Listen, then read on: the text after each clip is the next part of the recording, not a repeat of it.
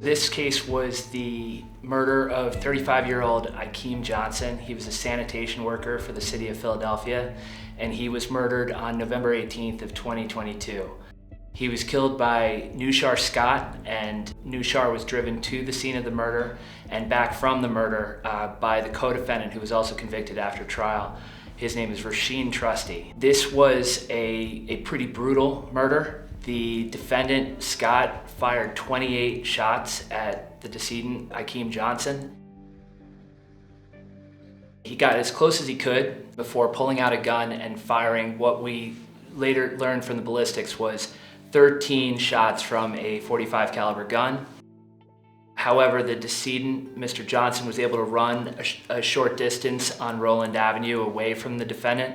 Defendant chased after him, now pulling out a second gun, which was .40 caliber. He fired an additional 15 shots of the .40 caliber, 28 shots in total.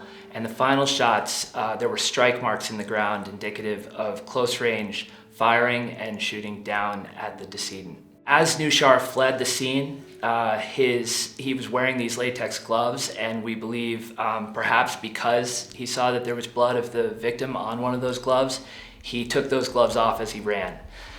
The defendant's DNA was on the inside of both of those gloves. The victim's DNA was on the outside, consistent with there being blood, and the defendant's DNA was on the outside of the other glove. The investigators, once they had a DNA hit to one single FCC coming back to Nushar Scott, were able to get a phone number for Scott.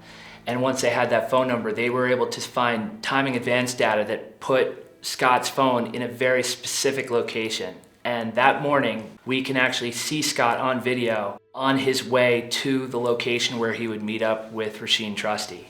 We see him on SEPTA at Broad and Lehigh, take the train to City Hall Station, and then from City Hall Station go to Spring Garden.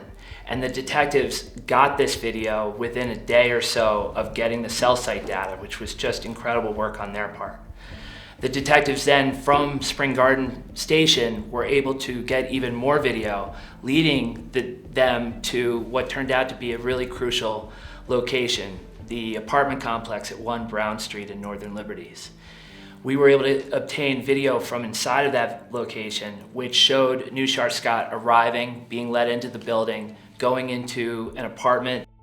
He comes out changed. He's wearing the same jacket, still masked up, now all black clothing. Rasheen Trusty comes out of the apartment with him. We see them get into Trusty's car.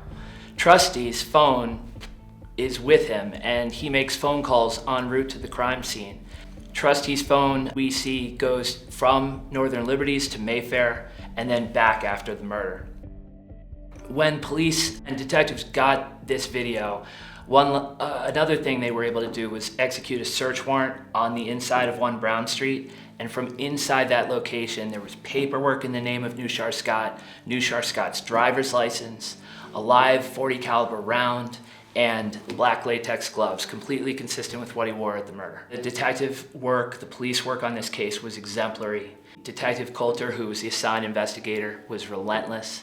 If he doesn't act on every piece of evidence that he's given, the case against Nushar Scott is a lot weaker, and we don't have any of that video showing them going to and from the Northern Liberties location. And this person who was killed was doing his job for the city of Philadelphia, doing an important job, a job that we rely on, all of us rely on. And this was just a despicable act, killing this individual who was 35, a father, wonderful family. And he was doing his job at the time that he was killed. Ikeem was like the star of our family. Like, we go to him for everything, like advice, good talks. And he was an awesome dad. He loved being a dad.